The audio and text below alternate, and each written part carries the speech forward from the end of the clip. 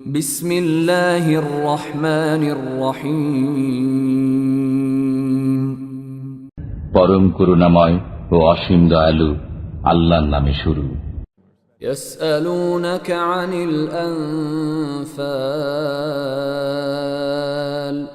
কুলিল আনফালু লিল্লাহি ওয়ার রাসূল ফাত্তাকুল্লাহা ওয়া আসলিহু যাতা বাইনিকুম ওয়া আতিউল্লাহা ওয়া রাসূলাহু ইন কুনতুম মুমিনিন। আপনার কাছে জিজ্ঞেস করে গনিমতের হুকুম। বলে দিন, গনিমতের মাল হল আল্লাহর এবং রসুলের। অতএব তোমরা আল্লাহকে ভয় করো এবং নিজেদের অবস্থা সংশোধন করে নাও, আর আল্লাহ এবং তার রসুলের হুকুম মান্য করো যদি ঈমানদার হয়ে থাকো। ইন্নামাল মুমিনুনা আল্লাযীনা ইযা যুকিরাল্লাহু ওয়াজিলাত কুলুবুহুম ওয়া ইযা তুলিয়াত আলাইহিম আয়াতুহু যাদাতহুম ঈমানা وَإِذَا تُلِيَتْ عَلَيْهِمْ آيَاتُهُ زَادَتْهُمْ إِيمَانًا وَعَلَى رَبِّهِمْ يَتَوَكَّلُونَ। যারা ঈমানদার তারা এমন যে যখন আল্লাহর নাম নেওয়া হয় তখন ভীত হয়ে পড়ে তাদের অন্তর, আর যখন তাদের সামনে পাঠ করা হয় কালাম তখন তাদের ঈমান বেড়ে যায় এবং তারা স্বীয় পরওয়ারদিগারের প্রতি ভরসা পোষণ করে। الذين يقيمون الصلاة ومما رزقناهم ينفقون। সে সমস্ত লোক যারা নামাজ প্রতিষ্ঠা করে এবং আমি তাদেরকে যে রুজি দিয়েছি তা থেকে ব্যয় করে।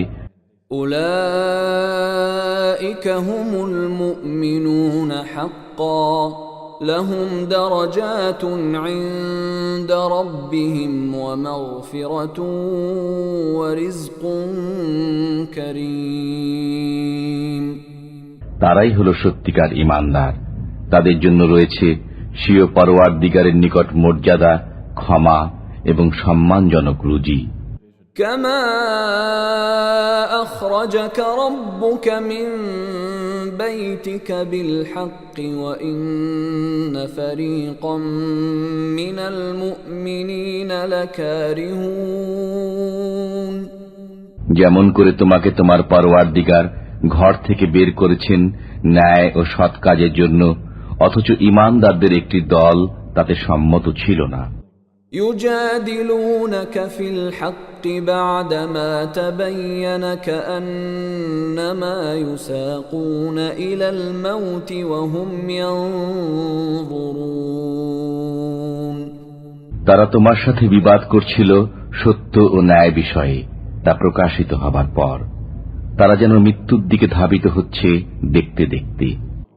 وَإِذْ يَعِدُكُمُ اللَّهُ إِحْدَى الطَّائِفَتَيْنِ أَنَّهَا لَكُمْ وَتَوَدُّونَ أَنَّ غَيْرَ ذَاتِ الشَّوْكَةِ تَكُونُ لَكُمْ وَيُرِيدُ اللَّهُ أَن يُحِقَّ الْحَقَّ بِكَلِمَاتِهِ وَيَقْطَعَ دَابِرَ الْكَافِرِينَ। আর যখন আল্লাহ দুটি দলের একটির ব্যাপারে তোমাদের সাথে ওয়াদা করেছিলেন যে সেটি তোমাদের হস্তগত হবে, আর তোমরা কামনা করেছিলে যাতে কোনো রকম কণ্টক নেই তাই তোমাদের ভাগে আসুক, অথচ আল্লাহ চাইতেন সত্যকে স্বীয় কালামের মাধ্যমে সত্যে পরিণত করতে এবং কাফিরদের মূল কর্তন করে দিতে। ليحق الحق ويبطل الباطل ولو كره المجرمون। যাতে করে সত্যকে সত্য এবং মিথ্যাকে মিথ্যা প্রতিপন্ন করে দেন, যদিও পাপীরা অসন্তুষ্ট হয়। إذ تستغيثون ربكم فاستجاب لكم أني ممدكم بألف من الملائكة مردفين। তোমরা যখন ফরিয়াদ করতে আরম্ভ করেছিলে স্বীয় পরওয়ারদিগারের নিকট, তখন তিনি তোমাদের ফরিয়াদের মঞ্জুরি দান করলেন যে আমি তোমাদেরকে সাহায্য করব ধারাবাহিকভাবে আগত হাজার ফেরেশতার মাধ্যমে। وما جعله الله إلا بشرى ولتطمئن به قلوبكم وما النصر إلا من عند الله إن الله عزيز حكيم। আর আল্লাহ তো শুধু সুসংবাদ দান করলেন যাতে তোমাদের মন আশ্বস্ত হতে পারে, আর সাহায্য আল্লাহর পক্ষ থেকে ছাড়া অন্য কারো পক্ষ থেকে হতে পারে না। নিঃসন্দেহে আল্লাহ মহাশক্তির অধিকারী, হিকমতওয়ালা। إذ يغشيكم النعاس أمنة منه وينزل عليكم من السماء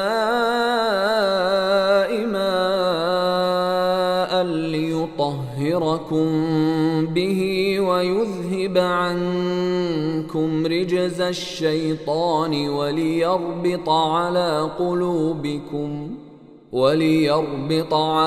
قلوبكم ويثبت به الأقدام।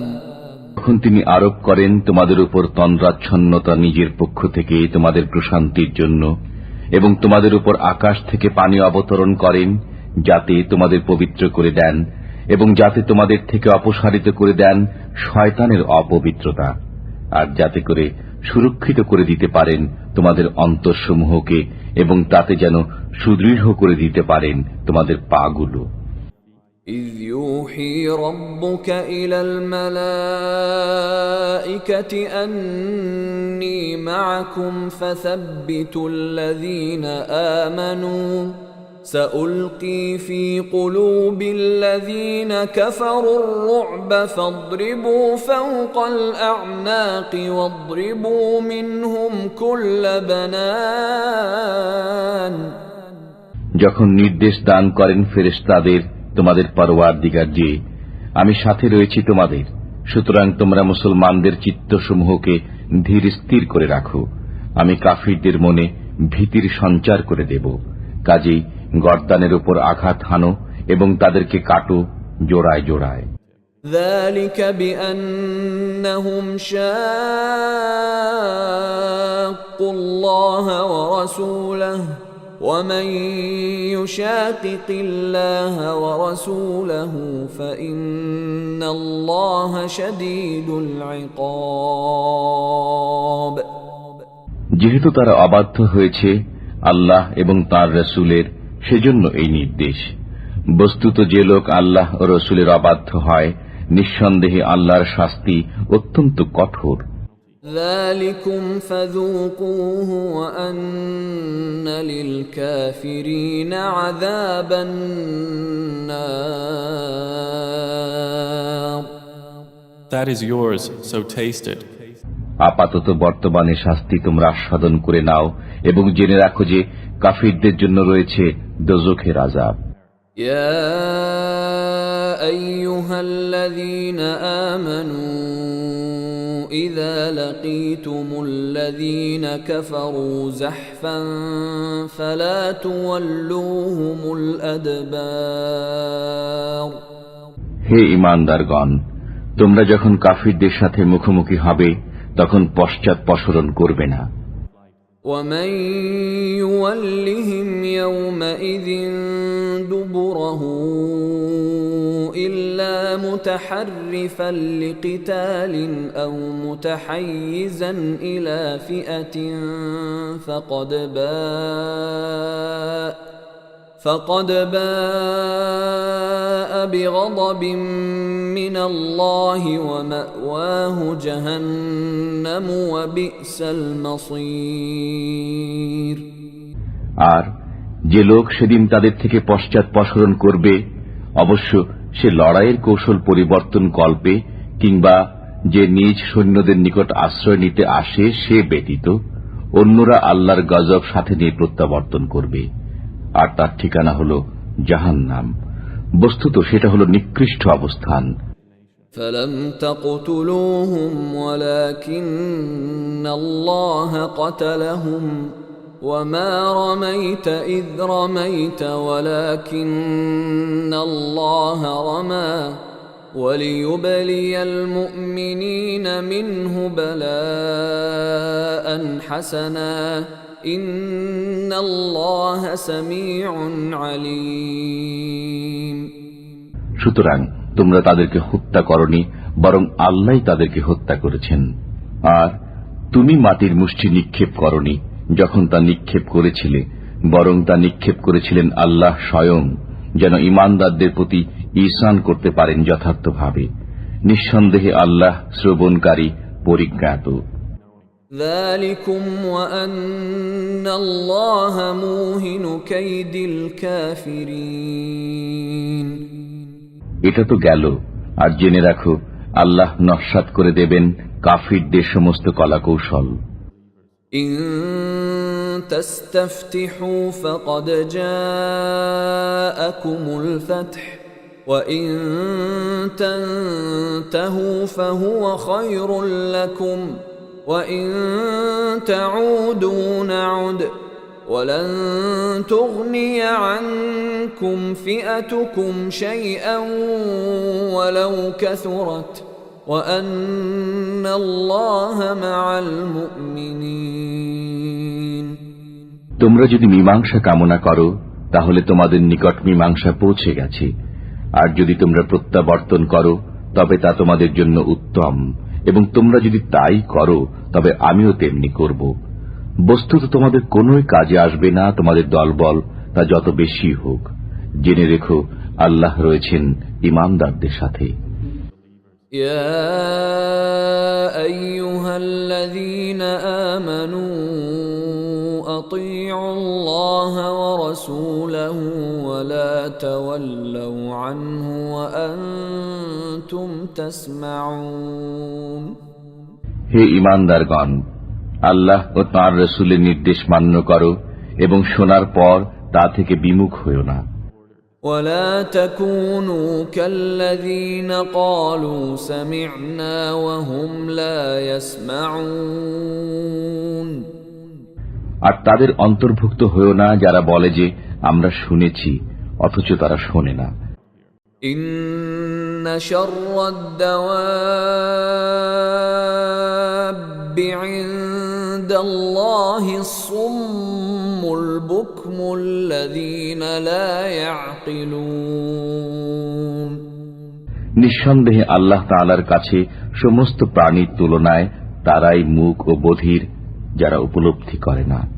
ولو علم الله فيهم خيرا لأسمعهم ولو أسمعهم لتولوا وهم معرضون বস্তুত আল্লাহ যদি তাদের মধ্যে কিছুমাত্র শুভ চিন্তা দেখতেন তবে তাদেরকে শুনিয়ে দিতেন, আর এখনই যদি তাদের শুনিয়ে দেন তবে তারা মুখ ঘুরিয়ে পালিয়ে যাবে।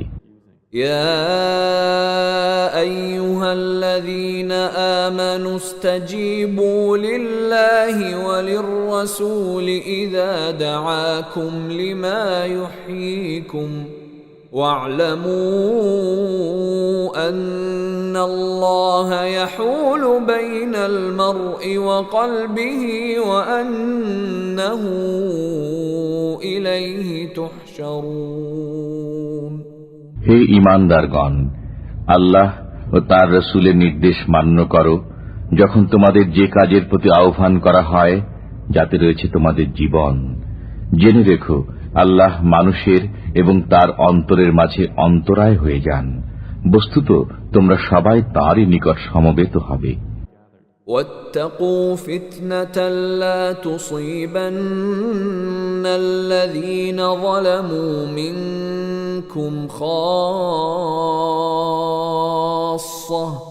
واعلموا أن الله شديد العقاب আর তোমরা এমন ফাসাদ থেকে বেঁচে থাকো যা বিশেষত তাদের উপর পতিত হবে না যারা তোমাদের মধ্যে জালিম, এবং জেনে রাখো যে আল্লাহর আযাব অত্যন্ত কঠোর। واذكروا إذ أنتم قليل مستضعفون في الأرض تخافون أن يتخطفكم الناس فآواكم وأيدكم بنصره ورزقكم من الطيبات لعلكم تشكرون আর স্মরণ করো যখন তোমরা ছিলে অল্প, পরাজিত অবস্থায় পড়েছিলে দেশে, ভীত সন্ত্রস্ত ছিলে যে তোমাদের না অন্যেরা ছোঁ মেরে নিয়ে যায়। অতঃপর তিনি তোমাদের আশ্রয় ঠিকানা দিয়েছেন, স্বীয় সাহায্যের দ্বারা তোমাদের শক্তি দান করেছেন এবং পরিচ্ছন্ন জীবিকা দিয়েছেন যাতে তোমরা শুকরিয়া আদায় করো। يا أيها الذين آمنوا لا تخونوا الله والرسول وتخونوا أماناتكم وأنتم تعلمون হে ঈমানদারগণ, খেয়ানত করো না আল্লাহর সাথে ও রাসূলের সাথে, এবং খেয়ানত করো না নিজেদের পারস্পরিক আমানতে জেনে শুনে। واعلموا أنما أموالكم وأولادكم فتنة وأن الله عنده أجر عظيم আর জেনে রাখো তোমাদের ধন সম্পদ ও সন্তান সন্ততি অকল্যাণের সম্মুখীনকারী, বস্তুত আল্লাহর নিকটে আছে মহা সওয়াব। يا أيها الذين آمنوا إن تتقوا الله يجعل لكم فرقانا ويكفر عنكم سيئاتكم ويغفر لكم والله ذو الفضل العظيم হে ঈমানদারগণ, তোমরা যদি আল্লাহকে ভয় করতে থাকো তবে তিনি তোমাদের মধ্যে ফয়সালা করে দেবেন এবং তোমাদের থেকে তোমাদের পাপকে সরিয়ে দেবেন এবং তোমাদের ক্ষমা করবেন। বস্তুত আল্লাহর অনুগ্রহ অত্যন্ত মহান। وَإِذْ يَمْكُرُ بِكَ الَّذِينَ كَفَرُوا لِيُثْبِتُوكَ أَوْ يَقْتُلُوكَ أَوْ يُخْرِجُوكَ وَيَمْكُرُونَ وَيَمْكُرُ اللَّهُ وَاللَّهُ خَيْرُ الْمَاكِرِينَ আর কাফিররা যখন প্রতারণা করত আপনাকে বন্দী অথবা হত্যা করার উদ্দেশ্যে কিংবা আপনাকে বের করে দেওয়ার জন্য, তখন তারা যেমন চক্রান্ত করত তেমনি আল্লাহ কৌশল করতেন। বস্তুত আল্লাহ শ্রেষ্ঠতম কৌশলী। وَإِذَا تُتْلَى عَلَيْهِمْ آيَاتُنَا قالوا قد سمعنا لو نشاء لقلنا مثل هذا إن هذا إلا أساطير الأولين আর কেউ যখন তাদের নিকট আমার আয়াতসমূহ পাঠ করে তবে বলে, আমরা শুনেছি, ইচ্ছা করলে আমরাও এমন বলতে পারি, এ তো পূর্ববর্তী ইতিকথা ছাড়া আর কিছুই নয়। وَإِذْ قَالُوا اللَّهُمَّ إِن كَانَ هَذَا هُوَ الْحَقَّ مِنْ عِندِكَ فَأَمْطِرْ عَلَيْنَا حِجَارَةً مِنَ السَّمَاءِ أَوْ ائْتِنَا بِعَذَابٍ أَلِيمٍ তাছাড়া তারা যখন বলতে আরম্ভ করে যে, ইয়া আল্লাহ, এই যদি তোমার পক্ষ থেকে আগত সত্য দিন হয়ে থাকে তবে আমাদের উপর আকাশ থেকে প্রস্তর বর্ষণ করো কিংবা আমাদের উপর বেদনাদায়ক আযাব নাজিল করো।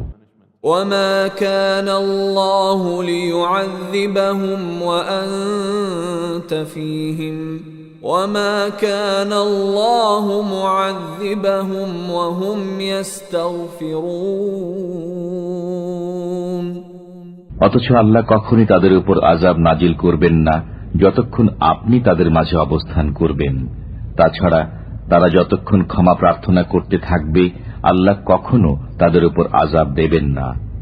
وما لهم ألا يعذبهم الله وهم يصدون عن المسجد الحرام وما كانوا أولياءه إن أولياؤه إلا المتقون ولكن أكثرهم لا يعلمون আর তাদের মধ্যে এমন কি বিষয় রয়েছে যার ফলে আল্লাহ তাদের উপর আযাব দান করবেন না, অথচ তারা মসজিদে হারামে যেতে বাধা দান করে, অথচ তাদের সে অধিকার নেই। এর অধিকার তো তাদেরই রয়েছে যারা পরহেজগার, কিন্তু তাদের অধিকাংশই সে বিষয়ে অবহিত নয়।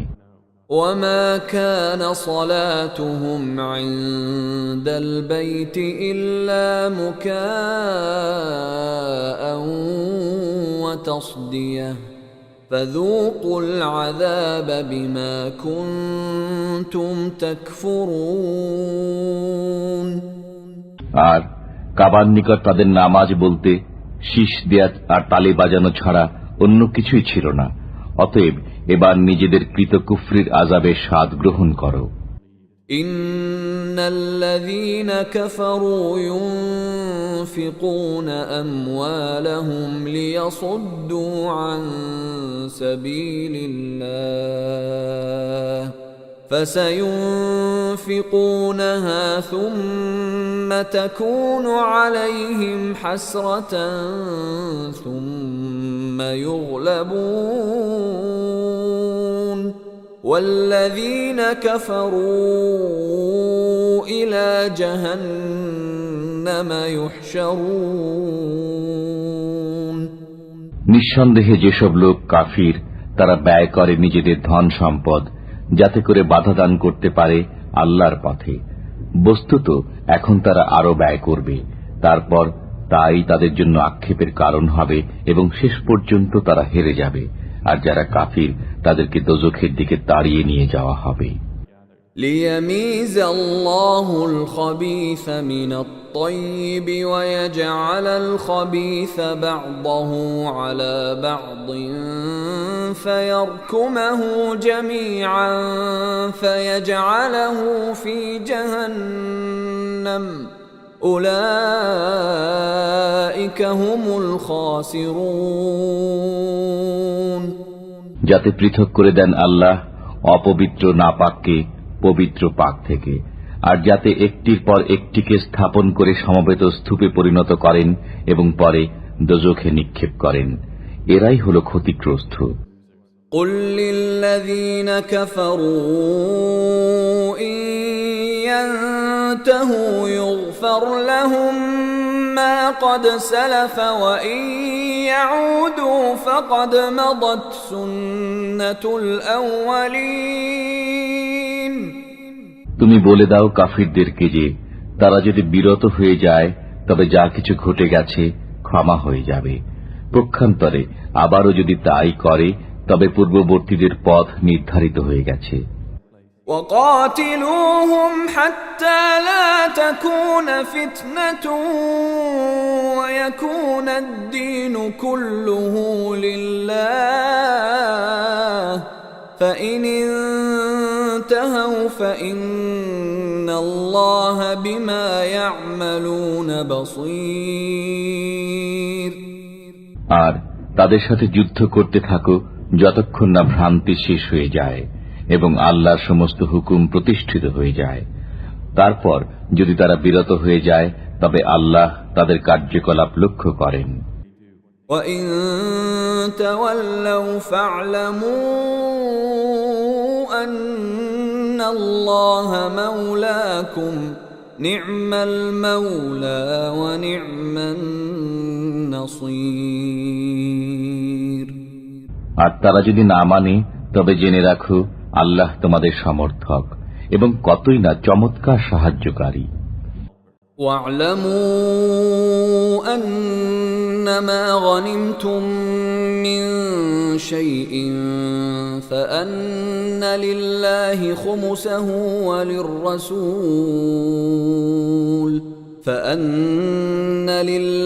خمسه وللرسول ولذي القربى واليتامى والمساكين وابن السبيل إن كنتم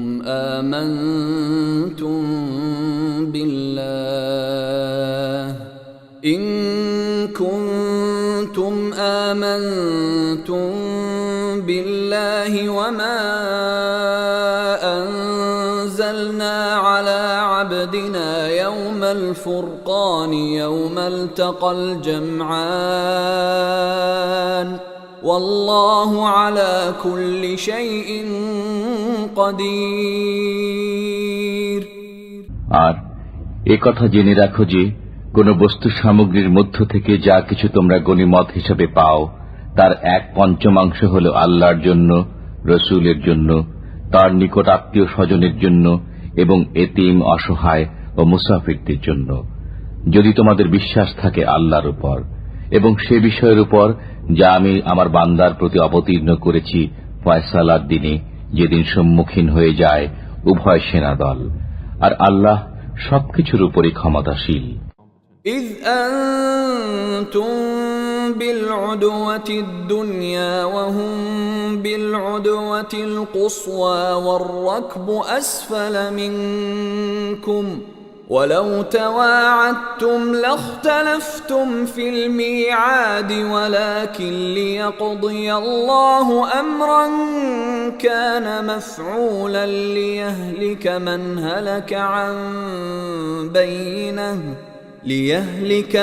هلك عن بينة ويحيى من حي عن بينة وإن الله لسميع عليم। আর যখন তোমরা ছিলে সমরাঙ্গনের এ প্রান্তে আর তারা ছিল সে প্রান্তে, অথচ কাফেলা তোমাদের থেকে নিচে নেমে গিয়েছিল, এমত অবস্থা যদি তোমরা পারস্পরিক অঙ্গীকারাবদ্ধ হতে তবে তোমরা একসঙ্গে সে ওয়াদা পালন করতে পারতে না। কিন্তু আল্লাহ তাআলা এমন এক কাজ করতে চেয়েছিলেন যা নির্ধারিত হয়ে গিয়েছিল, যাতে সেসব লোক নিহত হওয়ার ছিল প্রমাণ প্রতিষ্ঠার পর, এবং যাদের বাজার ছিল তারা বেঁচে থাকে প্রমাণ প্রতিষ্ঠার পর। আর নিশ্চিতই আল্লাহ শ্রবণকারী, বিজ্ঞ। إذ يريكهم الله في منامك قليلا ولو أراكهم كثيرا لفشلتم ولتنازعتم في الأمر ولكن الله سلم إنه عليم بذات الصدور। আল্লাহ যখন তোমাকে স্বপ্নে সেসব কাফিরের পরিমাণ অল্প করে দেখালেন, বেশি করে দেখালে তোমরা কাপুরুষতা অবলম্বন করতে এবং কাজের বেলায় বিপদ সৃষ্টি করতে, কিন্তু আল্লাহ বাঁচিয়ে দিয়েছেন। তিনি অতি উত্তমভাবে জানেন যা কিছু অন্তরে রয়েছে। وَإِذْ يُرِيكُمُوهُمْ إِذِ الْتَقَيْتُمْ فِي أَعْيُنِكُمْ قَلِيلًا وَيُقَلِّلُكُمْ فِي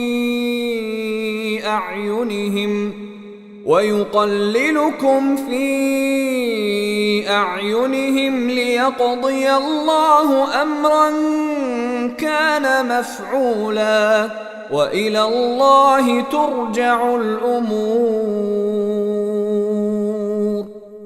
আর যখন তোমাদেরকে দেখালেন সে সৈন্যদল মোকাবেলার সময় তোমাদের চোখে অল্প, এবং তোমাদেরকে দেখালেন তাদের চোখে অল্প, যাতে আল্লাহ সে কাজ করে নিতে পারেন যা ছিল নির্ধারিত, আর সব কাজই আল্লাহর নিকট গিয়ে পৌঁছায়। يا أيها الذين آمنوا إذا لقيتم فئة فاثبتوا واذكروا الله كثيرا لعلكم تفلحون। হে ঈমানদারগণ, তোমরা যখন কোন বাহিনীর সাথে সংঘাতে লিপ্ত হও তখন সুদৃঢ় থাকো এবং আল্লাহকে অধিক পরিমাণে স্মরণ করো, যাতে তোমরা উদ্দেশ্যে কৃতকার্য হতে পারো। وأطيعوا الله ورسوله ولا تنازعوا فتفشلوا وتذهب ريحكم واصبروا إن الله مع الصابرين আর আল্লাহ তাআলার নির্দেশ মান্য করো এবং তাঁর রাসূলের। তাছাড়া তোমরা পরস্পরে বিবাদে লিপ্ত হইও না। যদি তা করো তবে তোমরা কাপুরুষ হয়ে পড়বে এবং তোমাদের প্রভাব চলে যাবে। আর তোমরা ধৈর্য ধারণ করো, নিশ্চয়ই আল্লাহ তাআলা রয়েছেন ধৈর্যশীলদের সাথে। ولا تكونوا كالذين خرجوا من ديارهم بطرا ورئاء الناس ويصدون عن سبيل الله والله بما يعملون محيط আর তাদের মতো হয়ে যেও না যারা বেরিয়েছে নিজেদের অবস্থান থেকে গর্বিত ভাবে এবং লোকদের দেখাবার উদ্দেশ্যে, আর আল্লাহর পথে তারা বাধা দান করত। বস্তুত আল্লাহর আয়ত্তে রয়েছে সে সমস্ত বিষয় যা তারা করে। وَإِذْ زَيَّنَ لَهُمُ الشَّيْطَانُ أَعْمَالَهُمْ وَقَالَ لَا غَالِبَ لَكُمُ الْيَوْمَ مِنَ النَّاسِ وَإِنِّي جَارٌ لَكُمْ فَلَمَّا تَرَاءَتِ الْفِئَتَانِ نَكَصَ عَلَى عَقِبَيْهِ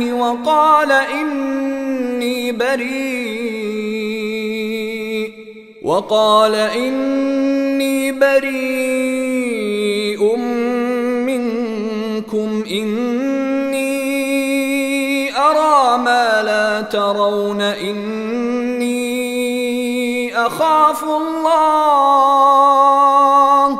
والله شديد العقاب আর যখন সুদৃশ্য করে দিল শয়তান তাদের দৃষ্টিতে তাদের কার্যকলাপকে এবং বলল যে আজকের দিনে মানুষই তোমাদের উপর বিজয়ী হতে পারবে না, আর আমি হলাম তোমাদের সমর্থক। অতঃপর যখন সামনাসামনি হল উভয় বাহিনী, তখন সে অতি দ্রুত পায়ে পিছন দিকে পালিয়ে গেল এবং বলল, আমি তোমাদের সাথে নেই। আমি দেখছি যা তোমরা দেখছো না। আমি ভয় করি আল্লাহকে, আর আল্লাহর আযাব অত্যন্ত কঠিন। إذ يقول المنافقون والذين في قلوبهم مرض غر هؤلاء دينهم ومن يتوكل على الله فإن الله عزيز حكيم যখন মুনাফিকরা বলতে লাগলো এবং যাদের অন্তর ব্যথিগ্রস্ত, এরা নিজেদের ধর্মের উপর গর্বিত। বস্তুত যারা ভরসা করে আল্লাহর উপর সে নিশ্চিন্ত, কেননা আল্লাহ অতি পরাক্রমশীল, সুবিজ্ঞ। ولو ترى إذ يتوفى الذين كفروا الملائكة يضربون وجوههم وأدبارهم وذوقوا عذاب الحريق আর যদি তুমি দেখো যখন ফেরেশতারা কাফিরদের জান কবজ করে, প্রহার করে তাদের মুখে এবং তাদের পশ্চাৎ দেশে, আর বলে জ্বলন্ত আযাবের স্বাদ গ্রহণ করো। ذلك بما قدمت أيديكم وأن الله ليس بظلام للعبيد এই হলো সেসবের বিনিময় যা তোমরা তোমাদের পূর্বে পাঠিয়েছ নিজের হাতে।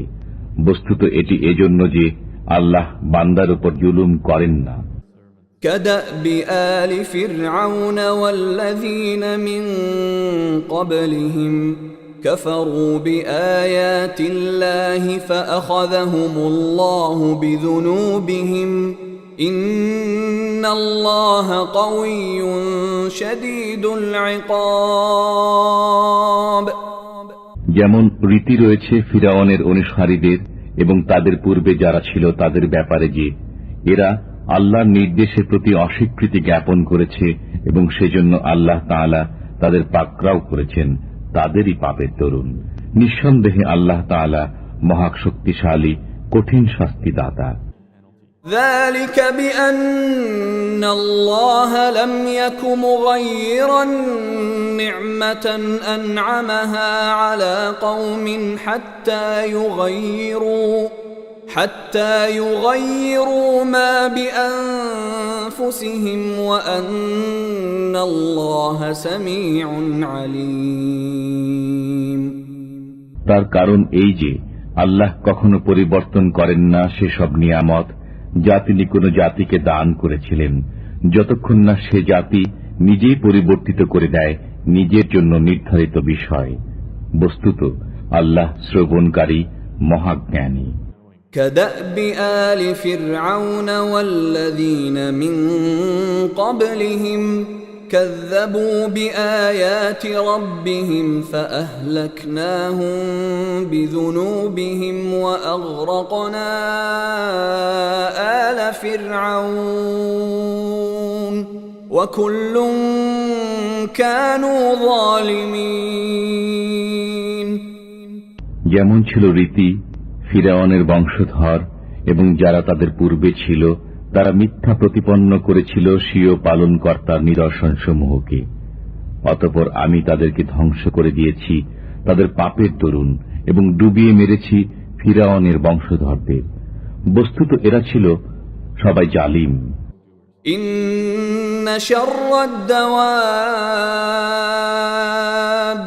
ইনদাল্লাহি আল্লাযীনা কাফারু ফাহুম লা ইউমিনুন। সমস্ত জীবের মাঝে আল্লাহর নিকট তারাই সবচেয়ে নিকৃষ্ট যারা অস্বীকারী হয়েছে অতঃপর আর ঈমান আনেনি। الذين عاهدت منهم ثم ينقضون عهدهم في كل مرة وهم لا يتقون যাদের সাথে তুমি চুক্তি করেছো তাদের মধ্য থেকে অতঃপর প্রতিবার তারা নিজেদের কৃত চুক্তি লঙ্ঘন করে এবং তারা ভয় করে না।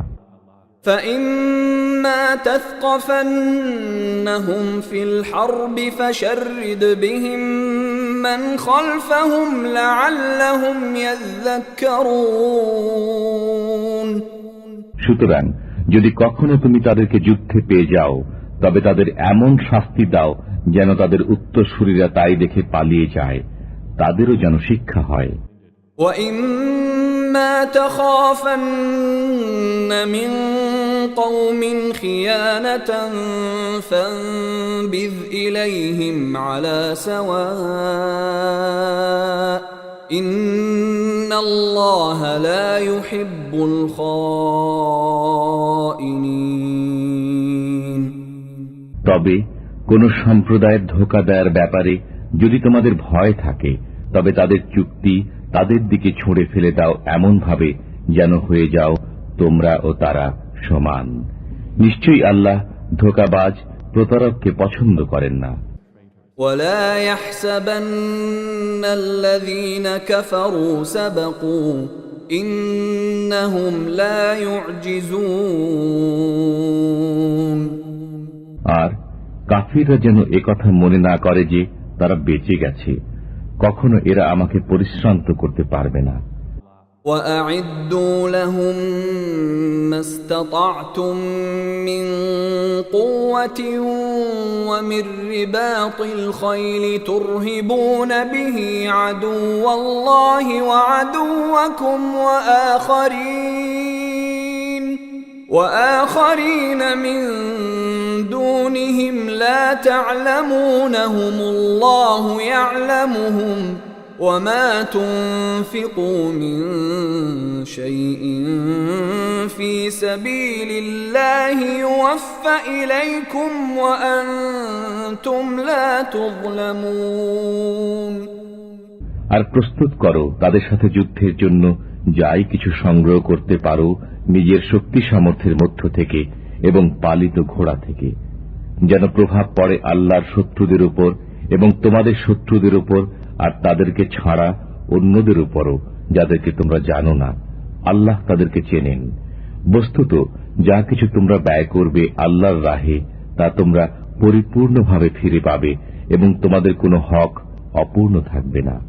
وَإِن جنحوا للسلم فاجنح لها وتوكل على الله إنه هو السميع العليم আর যদি তারা সন্ধি করতে আগ্রহ প্রকাশ করে তাহলে তুমিও সেদিকেই আগ্রহী হও এবং আল্লাহর উপর ভরসা করো। নিঃসন্দেহে তিনি শ্রবণকারী, পরিজ্ঞাত। وَإِن يُرِيدُوا أَن يَخْدَعُوكَ فَإِنَّ حَسْبَكَ اللَّهُ هُوَ الَّذِي أَيَّدَكَ بِنَصْرِهِ وَبِالْمُؤْمِنِينَ পক্ষান্তরে তারা যদি তোমাকে প্রতারণা করতে চায় তবে তোমার জন্য আল্লাহই যথেষ্ট। তিনি তোমাকে শক্তি জুগিয়েছেন স্বীয় সাহায্যে ও মুসলমানদের মাধ্যমে। وَأَلَّفَ بَيْنَ قُلُوبِهِمْ لَوْ أَنفَقْتَ مَا فِي الْأَرْضِ جَمِيعًا مَا أَلَّفْتَ بَيْنَ قُلُوبِهِمْ وَلَكِنَّ اللَّهَ أَلَّفَ بَيْنَهُمْ إِنَّهُ عَزِيزٌ حَكِيمٌ আর প্রীতি সঞ্চার করেছেন তাদের অন্তরে। যদি তুমি সেসব কিছু ব্যয় করে ফেলতে যা কিছু জমিনের বুকে রয়েছে, তাদের মনে প্রীতি সঞ্চার করতে পারতে না, কিন্তু আল্লাহ তাদের মনে প্রীতি সঞ্চার করেছেন। নিঃসন্দেহে তিনি পরাক্রমশালী, সুকৌশলী। ইয়া আইয়ুহান নাবিয়্যু হাসবুকাল্লাহু ওয়া মান ইত্তাবা'আকা মিনাল মুমিনিন। হে নবী, আপনার জন্য এবং যেসব মুসলমান আপনার সাথে রয়েছে তাদের সবার জন্য আল্লাহ যথেষ্ট। ইয়া আইয়ুহান নাবিয়্যু হাররিদিল মুমিনিনা আলাল কিতাল ইয়াকুম মিনকুম 20 সাবিরুন ইয়াগলিবু মিআতাইন وَإِن يَكُن مِّنكُم 100 يَغْلِبُوا أَلْفًا مِّنَ الَّذِينَ كَفَرُوا بِأَنَّهُمْ قَوْمٌ لَّا يَفْقَهُونَ হে নবী, আপনি মুসলমানদের উৎসাহিত করুন জিহাদের জন্য। তোমাদের মধ্যে যদি 20 জন দৃঢ়পদ ব্যক্তি বর্তমান থাকে তবে জয়ী হবে 200 মোকাবেলায়, আর যদি তোমাদের মধ্যে থাকে 100 লোক তবে জয়ী হবে 1000 কাফিরের উপর। তার কারণ ওরা জ্ঞানহীন। الآن خفف الله عنكم وعلم أن فيكم ضعفا فإن يكن منكم 100 صابرة يغلبوا 200 وإن يكن منكم 1000 يغلبوا 2000 بإذن الله والله مع الصابرين এখন বোঝা হালকা করে দিয়েছেন আল্লাহ তাআলা তোমাদের উপর, এবং তিনি জেনে নিয়েছেন যে তোমাদের মধ্যে দুর্বলতা রয়েছে। কাজেই তোমাদের মধ্যে যদি দৃঢ়চিত্ত 100 লোক বিদ্যমান থাকে তবে জয়ী হবে 200 উপর, আর যদি তোমরা 1000 হও তবে আল্লাহর হুকুম অনুযায়ী জয়ী হবে 2000 উপর, আর আল্লাহ রয়েছেন দৃঢ়চিত্ত লোকদের সাথে। ما كان لنبي أن يكون له أسرى حتى يثخن في الأرض تريدون عرض الدنيا والله يريد الآخرة والله عزيز حكيم নবীর পক্ষে উচিত নয় বন্দীদেরকে নিজের কাছে রাখা যতক্ষণ না দেশময় প্রচুর রক্তপাত ঘটাবে। তোমরা পার্থিব সম্পদ কামনা করো, অথচ আল্লাহ চান আখিরাত, আর আল্লাহ হচ্ছেন পরাক্রমশালী, হিকমতওয়ালা। لولا كتاب من الله سبق لمسكم فيما أخذتم عذاب عظيم যদি একটি বিষয় না হতো যা পূর্ব থেকেই আল্লাহ লিখে রেখেছেন, তাহলে তোমরা যা গ্রহণ করছো সেজন্য বিরাট আযাব এসে পৌঁছাতো। فكلوا مما غنمتم حلالا طيبا واتقوا الله إن الله غفور رحيم সুতরাং তোমরা খাও গনিমত হিসাবে তোমরা যে পরিচ্ছন্ন ও হালাল বস্তু অর্জন করেছ তা থেকে, আর আল্লাহকে ভয় করতে থাকো, নিশ্চয়ই আল্লাহ ক্ষমাশীল মেহেরবান। يا أيها النبي قل لمن في أيديكم من الأسرى إن يعلم الله في قلوبكم خيرا يؤتكم خيرا مما أخذ منكم ويغفر لكم والله غفور رحيم হে নবী, তাদেরকে বলে দাও যারা তোমার হাতে বন্দী হয়ে আছে যে আল্লাহ যদি তোমাদের অন্তরে কোন রকম মঙ্গল চিন্তা রয়েছে বলে জানেন, তবে তোমাদেরকে তার চেয়ে বহুগুণ বেশি দান করবেন যা তোমাদের কাছ থেকে বিনিময়ে নেওয়া হয়েছে। তাছাড়া তোমাদেরকে তিনি ক্ষমা করে দেবেন, বস্তুত আল্লাহ ক্ষমাশীল করুণাময়। وَإِن يُرِيدُوا خِيَانَتَكَ فَقَدْ خَانُوا اللَّهَ مِن قَبْلُ فَأَمْكَنَ مِنْهُمْ وَاللَّهُ عَلِيمٌ حَكِيمٌ আর যদি তারা তোমার সাথে প্রতারণা করতে চায়, বস্তুত তারা আল্লাহর সাথেও ইতিপূর্বে প্রতারণা করেছে, অতঃপর তিনি তাদেরকে ধরিয়ে দিয়েছেন, আর আল্লাহ সর্ববিষয়ে পরিজ্ঞাত সুকৌশলী। إن الذين آمنوا وهاجروا وجاهدوا بأموالهم وأنفسهم في سبيل الله والذين آووا ونصروا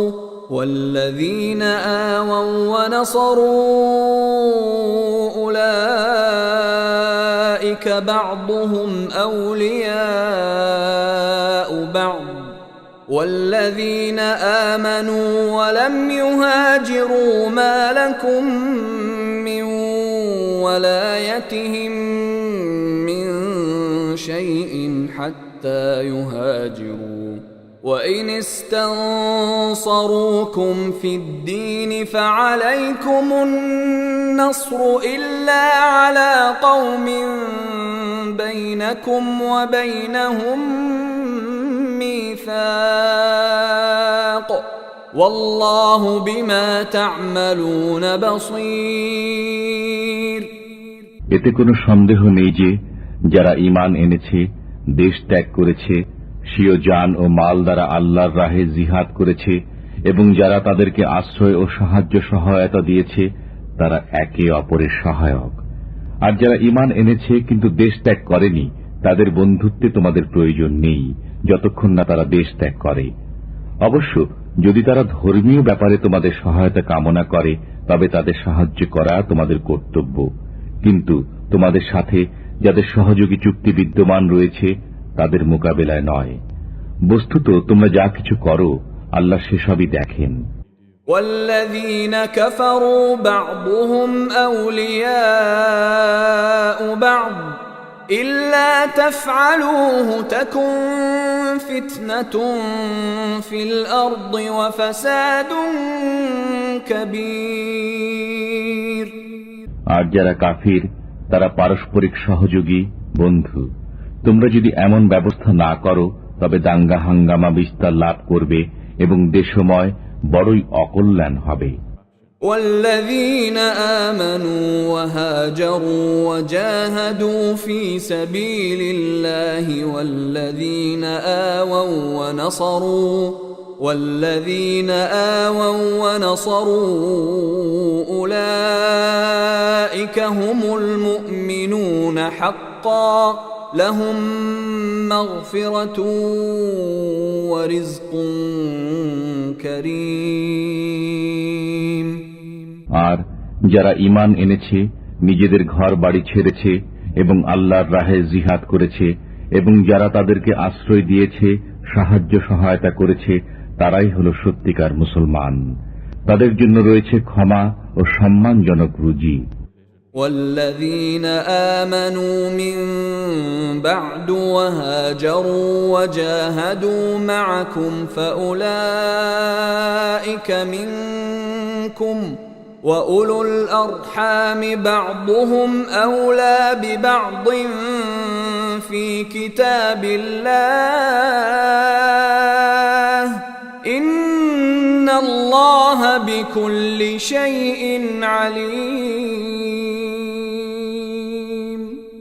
আর যারা ঈমান এনেছে পরবর্তী পর্যায়ে এবং ঘর বাড়ি ছেড়েছে এবং তোমাদের সাথে সম্মিলিত হয়ে জিহাদ করেছে, তারাও তোমাদেরই অন্তর্ভুক্ত। বস্তুত যারা আত্মীয়, আল্লাহর বিধান মতে তারা পরস্পর বেশি হকদার। নিশ্চয়ই আল্লাহ যাবতীয় বিষয়ে সক্ষম ও অবগত।